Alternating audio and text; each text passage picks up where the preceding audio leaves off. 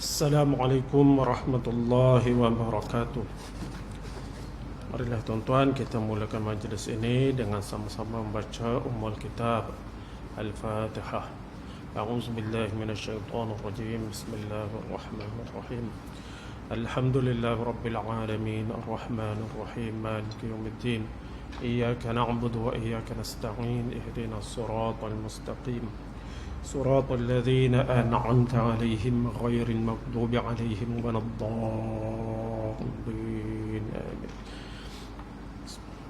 بسم الله الرحمن الرحيم. الحمد لله رب العالمين، والصلاة والسلام على أشرف الأنبياء والمرسلين وعلى آله وصحبه أجمعين.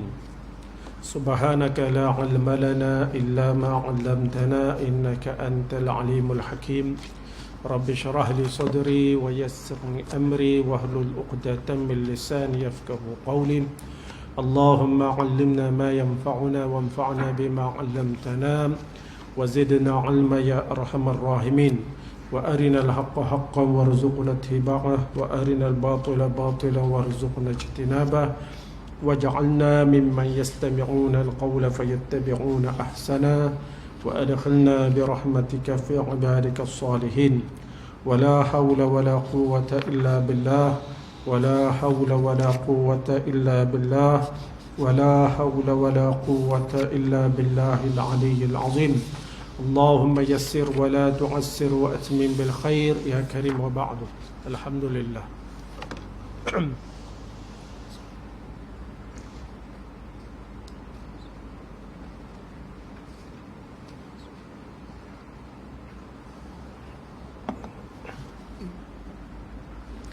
Alhamdulillah, pertama-tamanya kita merafakkan setinggi-tinggi kesyukuran kehadrat Allah Subhanahu wa taala kerana kita diberi peluang dan dipermudahkan kita untuk bertemu hari ini dan meneruskan pengajian kita kuliah Maghrib. Dan insya-Allah saya bercadang untuk baca sebuah kitab yang bertajuk Manusia dan Islam. Kitab yang bertajuk Manusia dan Islam. Kitab ini sebenarnya dah lama dah. Kitab ni sebenarnya dah lama dah. Cuma jaranglah dibaca di masjid-masjid. Dia tak tebal, cuma berat. Dia macam ni lah, tebal gini. Dia tak tebal, cuma berat. Kan? Namanya Manusia dan Islam. Manusia dan Islam. Kalau tuan-tuan cari macam biasa ni, barangkali dia buat 3 jilid kot. Barangkali 3 jilid. Saya akan insya-Allah akan bacalah daripada kitab ni. Saya berkenalan dengan kitab ni ketika umur saya 20 tahun. 19 ataupun 20 tahun. Saya dah baca dah kitab ni. Tapi sebahagian lah. Sebahagian. Baik, saya akan baca muqaddimah. Kata pengantar ni, tajuk besar dia Manusia dan Islam. Manusia adalah sejenis makhluk Allah Subhanahu wa taala yang paling istimewa sekiranya dibandingkan dengan makhluk-makhluk lain. Kerana apa? Kerana diberikan kepada manusia itu sifat-sifat khusus untuk membolehkan manusia itu menanggung amanah Allah Subhanahu wa taala yang tidak tertanggung oleh makhluk-makhluk yang lain. Walaupun makhluk-makhluk itu lebih besar, lebih gagah daripada manusia itu sendiri. Daripada banyak-banyak makhluk Allah, makhluk yang paling istimewa ialah manusia. Kerana apa manusia ini istimewa? Kerana manusia ini dibekalkan dengan sifat-sifat yang membolehkan manusia ini melaksanakan amanah Allah. Amanah Allah yang besar. Sebab makhluk-makhluk langit walaupun besar, bumi walaupun besar, dia tak sanggup menanggung amanah tersebut. Yang sanggup menanggung amanah tersebut adalah manusia. Langit, matahari, bintang-bintang, bumi, bukit, bukau dan sebagainya adalah makhluk-makhluk Allah Subhanahu wa taala yang hebat bentuknya tetapi kecil pada kesanggupan dan kebolehan untuk menjadi makhluk Allah Subhanahu wa taala yang terbaik bagi menanggung amanah Allah. Jadi walaupun makhluk lain tadi gagah, besar, berat kan, gajah tu besar tu, tapi dia orang tak sanggup nak menanggung amanah yang Allah beri. Manusia ni hebat kerana dia ada persiapan untuk menanggung amanah tersebut. Allah dah siapkan dengan akal dan sebagainya. Ketika Allah Subhanahu wa taala membentangkan kepada makhluk-makhluknya yang besar dan raksasa untuk menanggung suatu amanah, maka semua makhluk itu telah menolak tawaran tersebut. Tak sanggup nak tanggung amanah. Tiba-tiba makhluk yang bernama insan atau manusia sanggup menerima dan menanggung amanah tersebut. Peristiwa pembentangan amanah tersebut telah dirakamkan dalam wahyu ilahi yang diturunkan kepada Nabi Muhammad sallallahu alaihi wasallam dengan firman Allah Ta'ala, inna aradna al-amanata 'ala as-samawati wal-ard wal-jibal fa'abayna an yahmilnaha wa ashfaqna minha wa hamalaha al-insan innahu kana zaluman jahula. Artinya sesungguhnya kami, yakni Allah, telah bentangkan, telah tawarkan tanggungjawab amanah kami kepada langit dan bumi serta gunung ganang. Allah tawarkan kepada mereka ni, maka mereka enggan memikulnya. Mereka tak sanggup nak memikulnya dan mereka bimbang tidak dapat menyempurnakan amanah tersebut.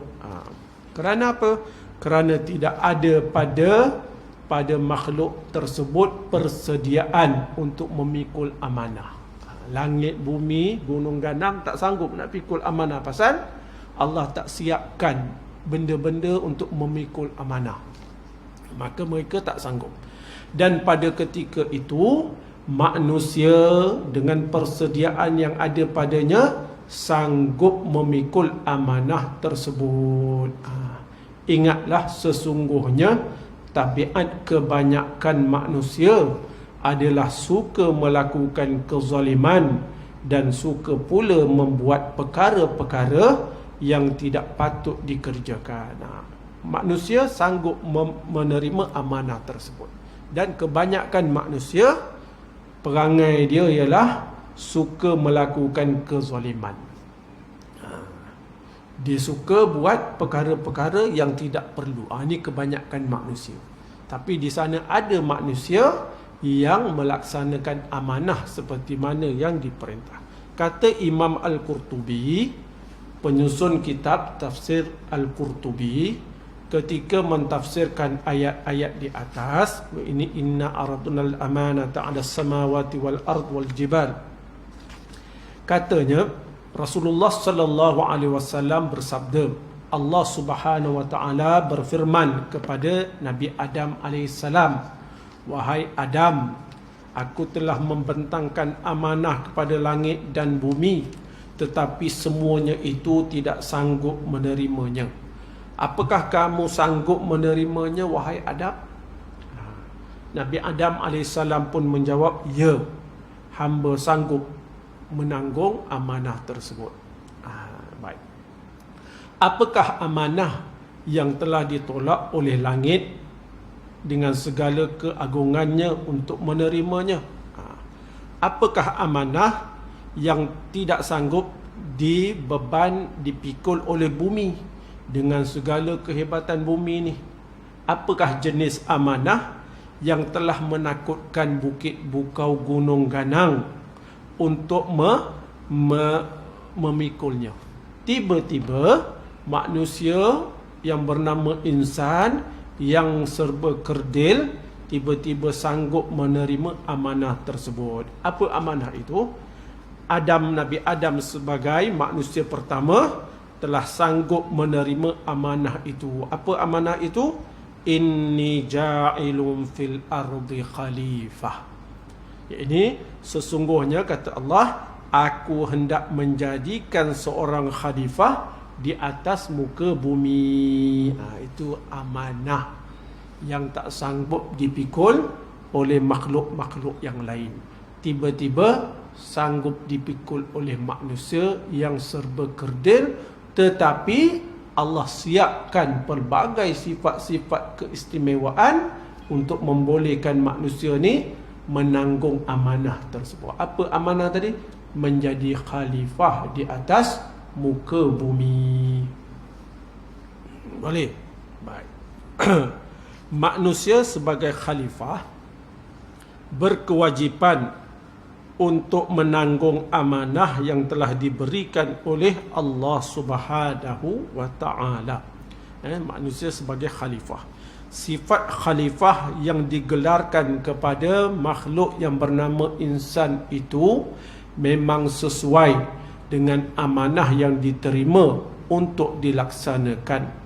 Apakah bentuk amanah yang tidak disanggupi oleh bumi dengan segala kebesarannya untuk menunaikannya?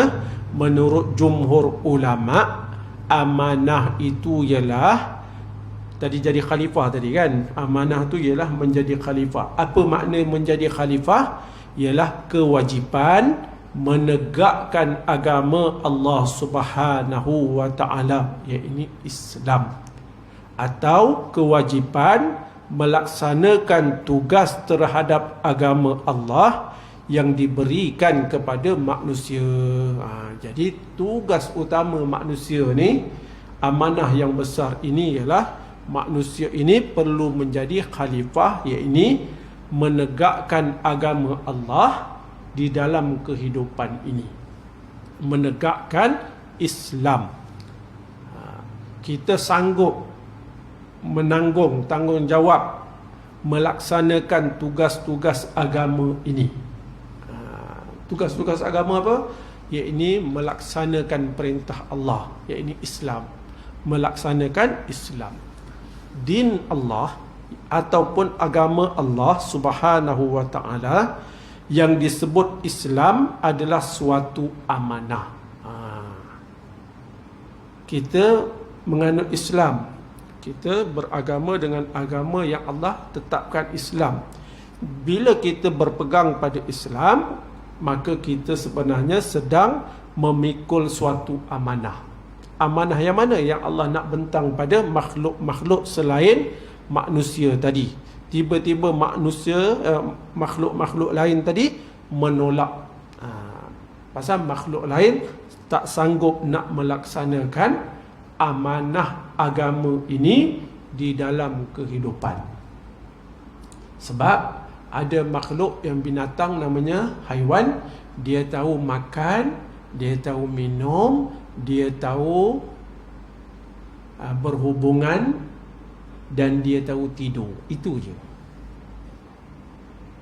Manusia boleh jadi macam tu? Tak boleh jadi. Manusia ada keistimewaan yang lain, iaitu menanggung amanah menyebarkan Islam ini, beramal dengan Islam yang diturunkan oleh Allah Subhanahu wa ta'ala.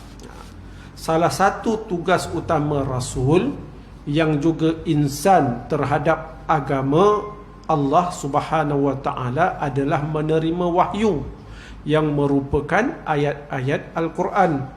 Untuk menerima wahyu tersebut, seseorang itu perlu mempunyai kegagahan dan keupayaan yang secukupnya, sekiranya tidak buruk padanya. Jadi para rasul ini Allah pilih untuk menerima wahyu. Rasul-rasul yang nak menerima wahyu ini, dia perlu ada kekuatan diri. Kekuatan diri itu Allah telah sematkan di dalam diri para rasul tersebut. Sebab wahyu ini berat. Macam kita ingin baca Quran tu tak? Senang je baca Quran tu tak? Ketika ayat itu nak turun, keadaan Nabi ketika menerima wahyu itu berat. Sehingga dikatakan dalam riwayat, pada musim yang sejuk, apabila turun wahyu, Nabi terima wahyu, berpeluh badan Nabi. Kalau Nabi naik unta, unta tu tak boleh berjalan, duduk terus. Berat wahyu. Tak semudah macam kita baca Quran ni. Maknanya nak terima amanah ayat Quran itu pun dah berat. Belum laksanakan. Maka firman Allah Ta'ala, "Law anzalna hadzal Qur'ana 'ala jabalin la ra'aitahu khashi'an mutasaddian min khasyatillah." Wa tilkal amthalu nadribuha lin-nasi la'allahum yatafakkarun. Surah Al-Hasyr. Sekiranya kami turunkan Al-Quran ke atas sebuah gunung, nescaya engkau akan melihat gunung itu khusyuk serta pecah belah kerana takut keadaan Allah.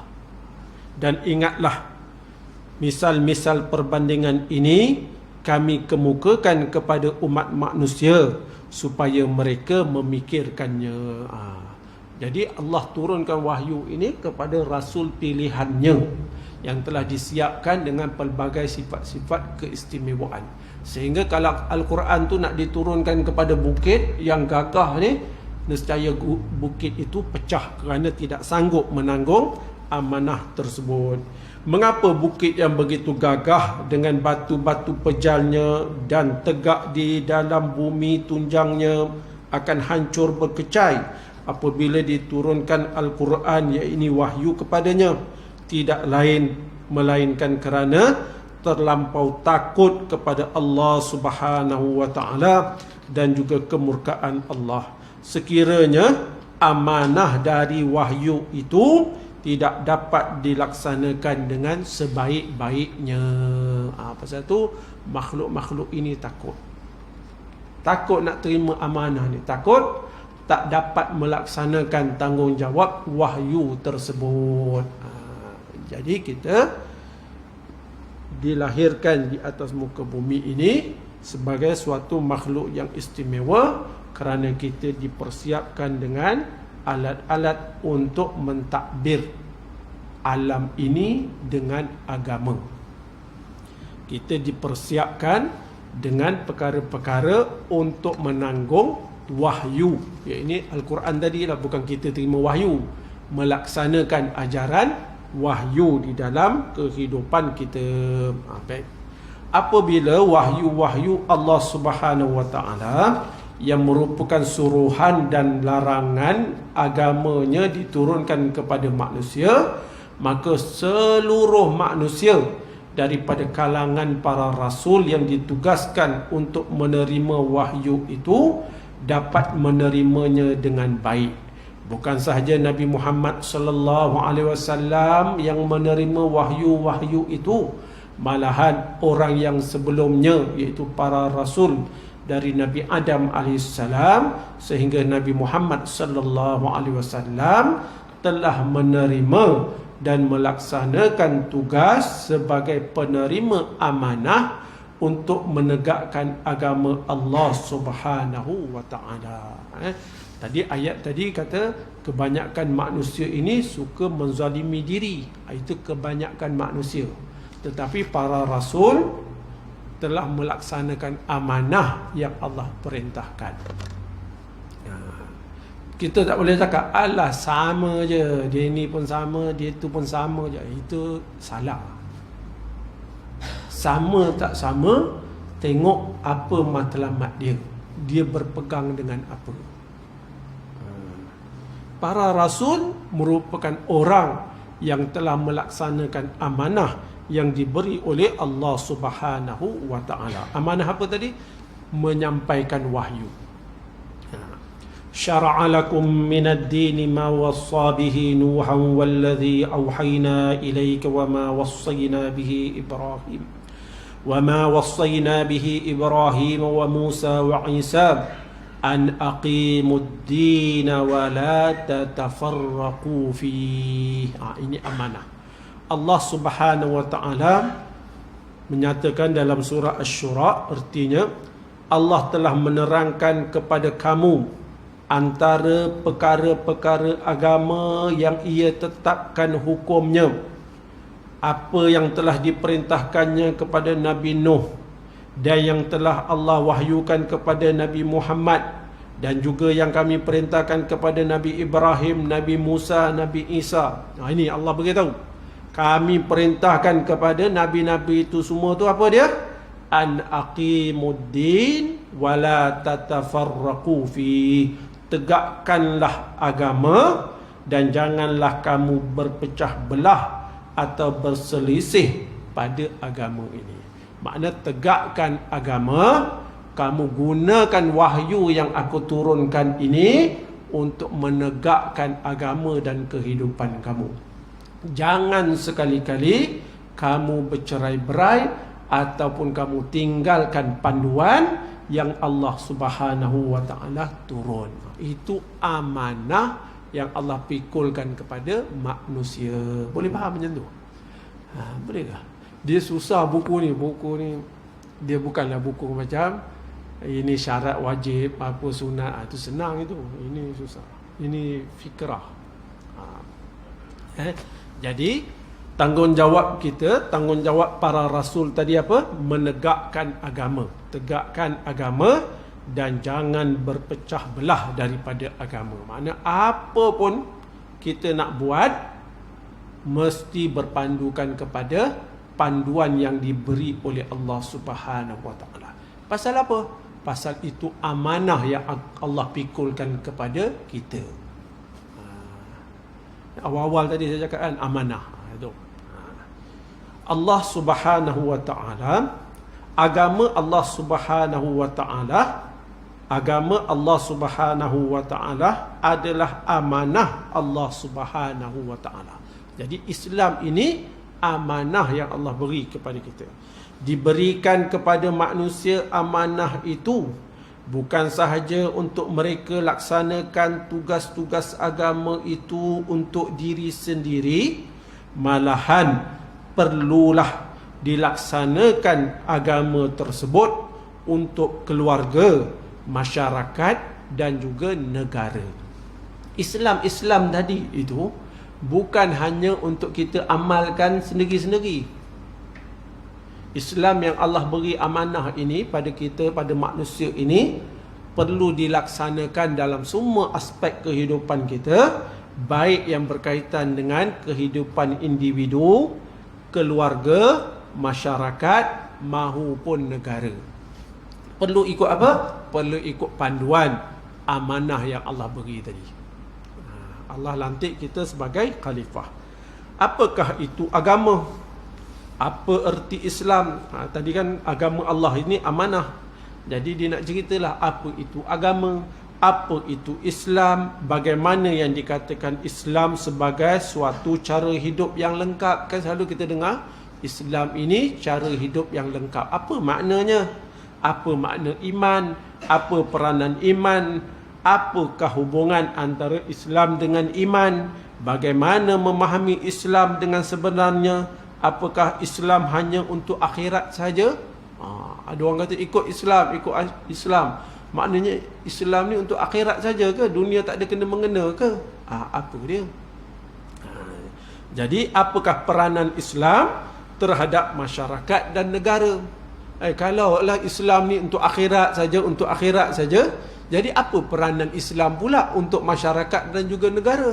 Sedangkan Allah jadikan manusia ini khalifah di atas muka bumi ini, mentadbir bumi ini. Tiba-tiba kita faham Islam ni hanya untuk akhirat saja. Itu kan pelik bin ajaib. Bila rosak pandangan, maka rosaklah cara kerja. Jadi dia nak ceritalah benda-benda tu. Dan pelbagai pertanyaan lagi yang akan timbul. Habis mukadimah macam tu lah. Jadi penulis ni, dia beritahu yang menulis prakata ni ialah Dr. Harundin. Bukan dia tulis buku ni, tuan-tuan. Bukan dia tulis buku ni. Buku ini ditulis oleh beberapa pensyarah. Maka antara ramai-ramai pensyarah, dia lantiklah Dr. Harundin ni sebagai ketua. Macam mana terbit buku ni? Boleh tak? Katanya, saya masih mengingati dengan jelas sesudah saya memberi suatu ceramah agama di MES. MES ni apa? Ni apa, Sarjan? MES, pegawai polis. MES ni apa?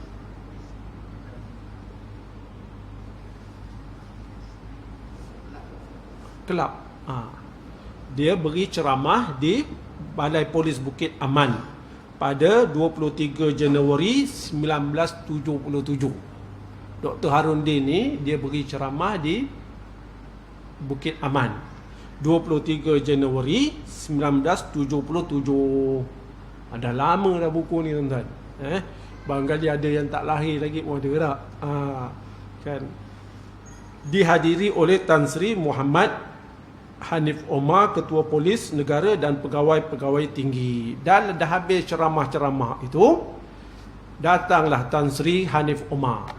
Tan Sri Hanif Omar, dia mengemukakan pendapat supaya dibuatkan sebuah buku.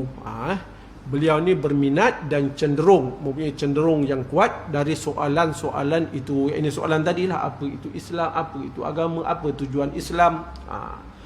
Jadi daripada perbualan-perbualan itu, Tan Sri Hanif Omar ni dia memberitahu bahawa Islam perlu dijadikan bahan bacaan pegawai-pegawai polis. Dia kata pegawai-pegawai polis ini perlu kenal apa itu Islam. Boleh faham? Apa itu Islam dan sebagainya. Dan oleh kerana cadangan itu tidak ada sesiapa yang mengatakan tidak baik, maka saya terus memberi kesanggupan untuk mengusahakannya. Maka lahirlah buku ini. Sebagai salah satu daripada kitab pengajian bagi pegawai-pegawai polis. Maka disebabkan Dr. Harundin ini pensyarah Universiti Kebangsaan Malaysia, maka dia pun pilih-pilihlah kawan-kawan dia untuk melaksanakan amanah yang besar ini. Akhirnya lahirlah sebuah buku yang bernama Manusia dan Islam. Baik, habis. Seperti mana yang diperkatakan tadi, bahawa Islam adalah agama Allah Subhanahu Wa Taala yang diturunkan kepada manusia sebagai suatu amanah yang tidak disanggupi oleh semua makhluk kecuali manusia. Kita adalah manusia, maka di atas bahu kita tertanggung amanah ini. Amanah apa? Kenal Islam dan beramal dengan Islam dan menyampaikan Islam. Dalam kitab tafsir Al-Qurtubi ada diterangkan, maksudnya ketika Nabi Adam alaihissalam hampir menemui ajalnya, ia ingin melepaskan amanah yang ditanggung selama hidupnya kepada makhluk-makhluk semuanya untuk dipikulkan selepas Nabi Adam meninggal.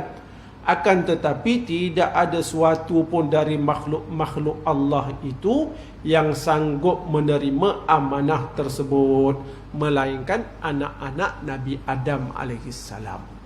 Itu amanah, itu berat. Amanah melaksanakan perintah Allah. Akhirnya anak-anaknya terima. Maksud anak-anaknya itu ialah keturunannya yang termasuk kita juga. Kita tak boleh kata bukan kita yang minta amanah ni. Kita tak boleh cakap macam tu. Apa kena-mengena saya, Ustaz? Bukan saya yang sanggup. Yang sanggup tu Nabi Adam. Saya apa kena-mengena, Ustaz?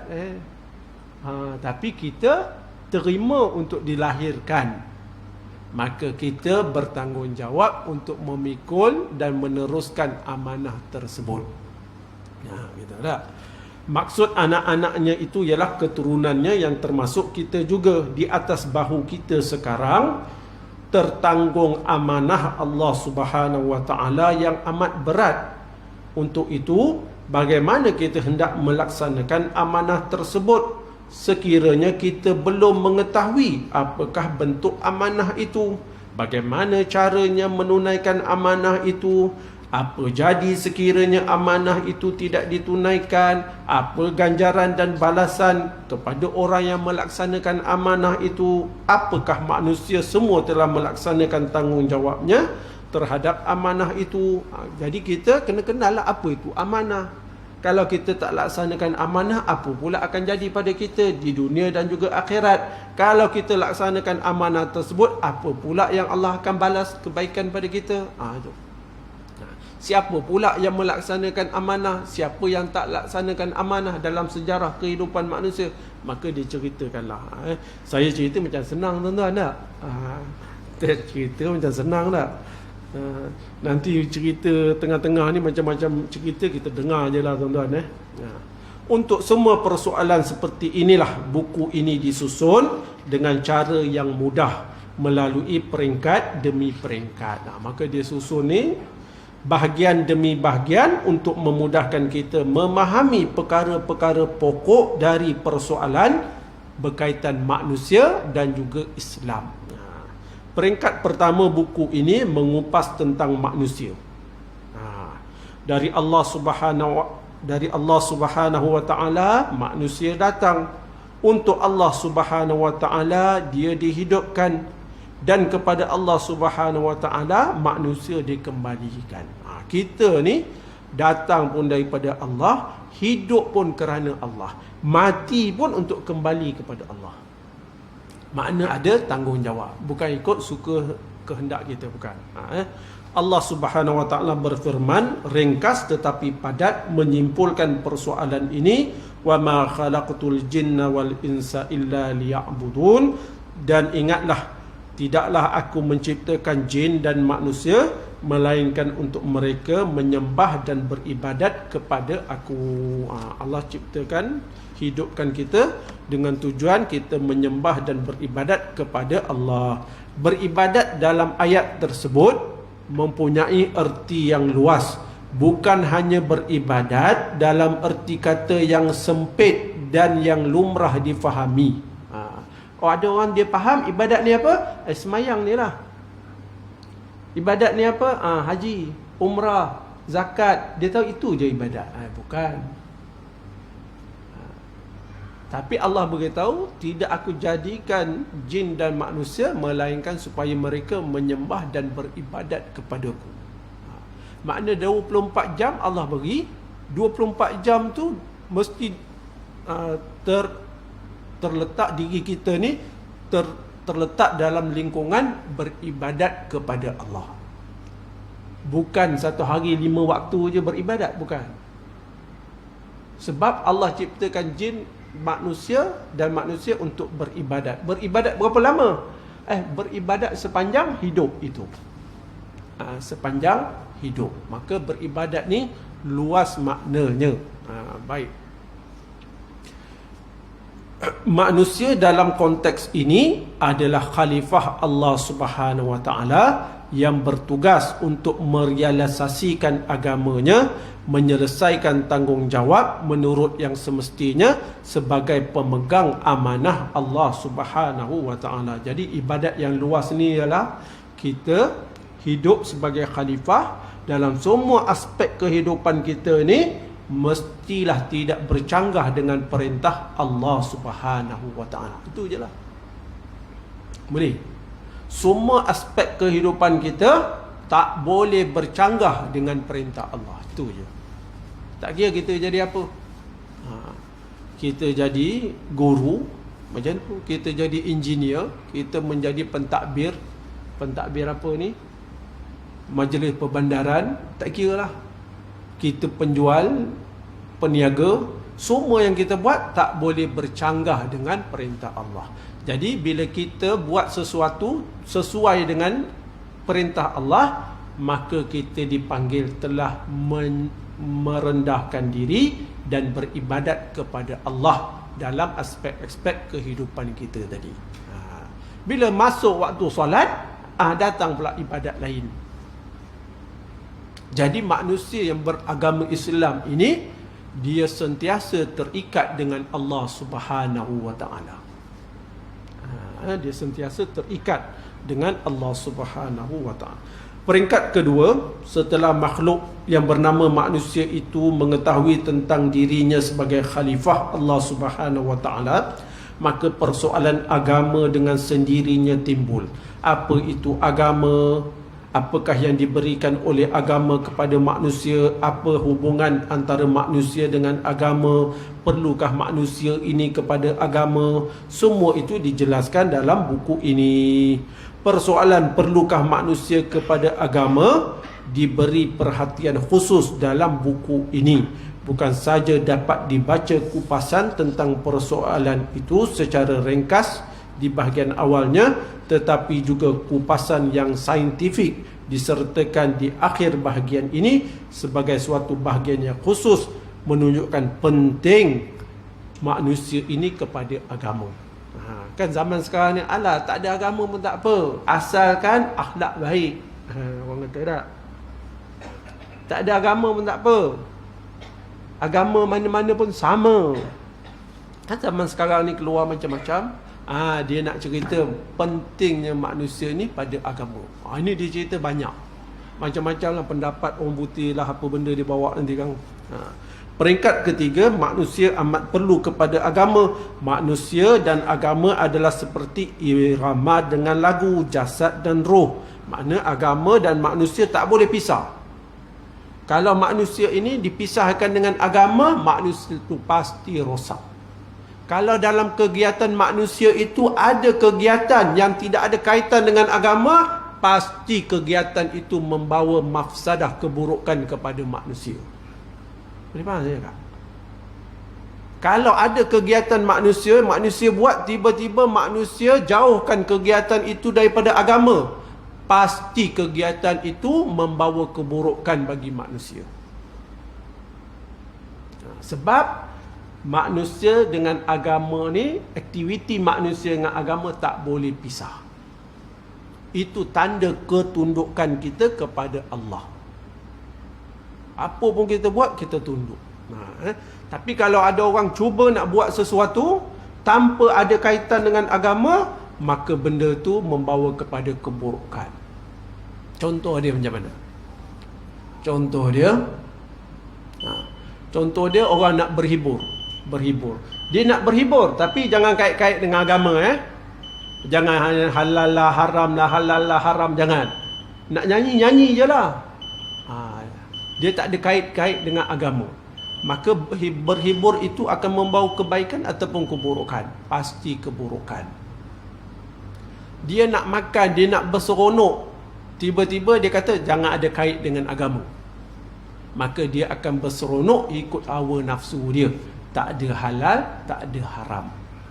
Begitulah aktiviti-aktiviti lain yang kita buat. Kalau kita nak pisahkan daripada agama, makna kita sedang mencari kehancuran dalam kehidupan. Semua benda mesti dikaitkan dengan agama. Sama ada mentadbir negara, mentadbir masyarakat, mentadbir keluarga, semua mesti duduk di bawah agama. Macam keluarga, tiba-tiba keluarga ni kata, isteri saya sekarang ni ketua rumah tangga, bukan suami lagi. Tahu? Kenapa pula jadi macam tu? Agama cakap suami ketua rumah tangga. Itu agama cakap. Tapi zaman sekarang 2022, isteri ketua rumah tangga. Dia cuba pisahkan agama daripada rumah tangga. Rumah tangga tu akan jadi baik ke rosak? Pasti rosak. Pasal apa kita kata pasti rosak? Pasal dia buat sesuatu yang bercanggah dengan perintah Allah Subhanahu wa taala. Cukuplah tuan-tuan, sekadar itu. Inna dina indallahil Islam. Wallahu taala a'lam. Mudah-mudahan ada manfaat.